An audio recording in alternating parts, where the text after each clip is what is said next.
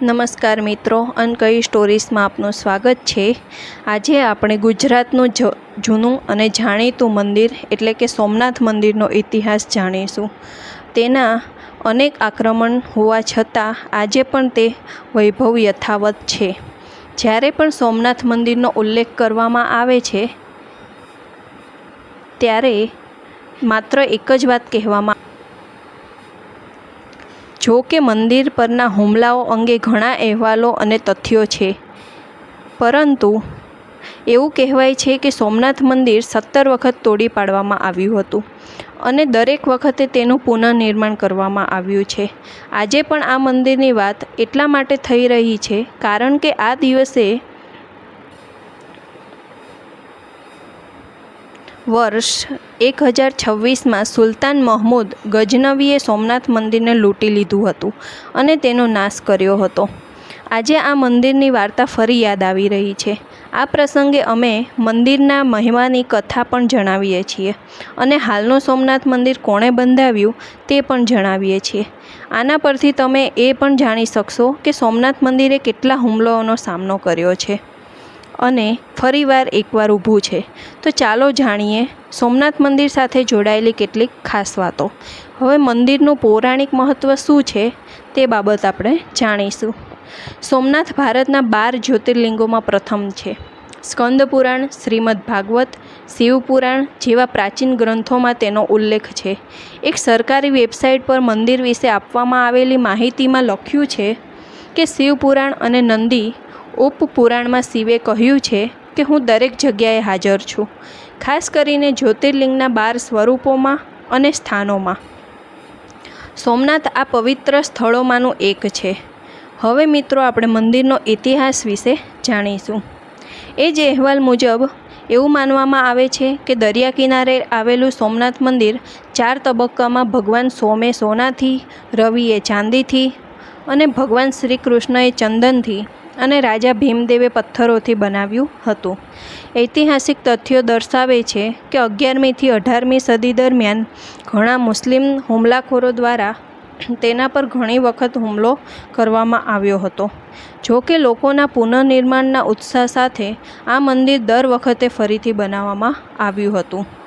વધુ એક અહેવાલ મુજબ આરબ પ્રવાસી અલ બેરૂનીએ તેમના પ્રવાસ વર્ણનમાં ગુજરાતના વેરાવળ બંદરમાં સ્થિત આ મંદિરનું વર્ણન લખ્યું હતું। આનાથી પ્રભાવિત થઈને મહમૂદ ગઝનવીએ સોમનાથ મંદિર પર હુમલો કર્યો, તેની સંપત્તિ પણ લૂંટી લીધી અને તેનો નાશ કર્યો। આ પછી ગુજરાતના રાજા ભીમ અને માલવાના રાજા ભોજે તેનું પુનઃનિર્માણ કરાવ્યું। 1297માં જ્યારે દિલ્હી સલ્તનતે ગુજરાત પર કબજો કર્યો હતો ત્યારે તેને ફરીથી તોડી નાખવામાં આવ્યું। સોમનાથ મંદિરના પુનઃનિર્માણ અને વિનાશની પ્રક્રિયા ચાલુ રહી। સોમનાથમાં બીજું શિવ મંદિર વલ્લભીના યાદવ રાજાઓએ 649 ADમાં બંધાવ્યું હતું।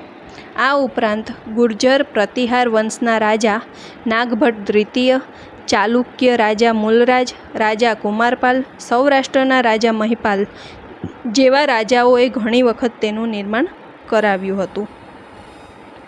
ગઝનવી ઉપરાંત સિંધના ગવર્નર અલ-જુદ્દૈન, અલાઉદ્દીન ખિલજી, ઔરંગઝેબે તેને તોડી પાડ્યું હતું।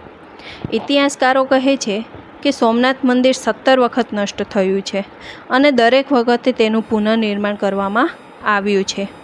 હવે હાલનું મંદિર કોણે બંધાવ્યું તે વિશે આપણે જોઈશું। જો કે હવે જે મંદિર ઊભું છે તે ભારતના ગૃહપ્રધાન સરદાર વલ્લભભાઈ પટેલ દ્વારા 1947 પછી બનાવવામાં આવ્યું હતું અને 1 ડિસેમ્બર 1995ના રોજ ભારતના રાષ્ટ્રપતિ શંકર દયાલ શર્માએ તેને રાષ્ટ્રને સમર્પિત કર્યું હતું। સોમનાથ મંદિરના પુનઃનિર્માણનો પ્રસ્તાવ લઈને સરદાર પટેલ મહાત્મા ગાંધી પાસે ગયા હતા। ગાંધીજીએ આ દરખાસ્તની પ્રશંસા કરી અને જનતા પાસે નાણાં એકત્ર કરવાનું સૂચન કર્યું। સરદાર પટેલના અવસાન બાદ મંદિરના પુનઃનિર્માણનું કામ કે.એમ. મુનશીના માર્ગદર્શન હેઠળ પૂર્ણ થયું હતું। મુનશી તે સમયે ભારત સરકારના અન્ન અને નાગરિક પુરવઠા મંત્રી હતા। આ મંદિરનું નિર્માણ કૈલાસ મહામેરુ પ્રસાદ શૈલી અનુસાર કરવામાં આવ્યું હતું। આ મંદિરમાં ગર્ભગૃહ, એસેમ્બલી હોલ અને ડાન્સ હોલ પણ છે. શિખરની ટોચ પર મૂકવામાં આવેલ કલશનું વજન 10 કિલો છે અને ધ્વજનું ધ્રુવ 27 ફૂટ ઊંચો અને 1 ફૂટ પરિઘ છે. તો મિત્રો, આપણે જાણ્યું કે સોમનાથ મંદિર કેટલી વાર હુમલાઓથી તો પણ તે ઊભું છે. મિત્રો, તમને આ વિડીયો પસંદ આવ્યો હોય તો લાઈક, શેર અને સબસ્ક્રાઈબ કરવાનું ભૂલતા નહીં. ઓમ નમઃ શિવાય.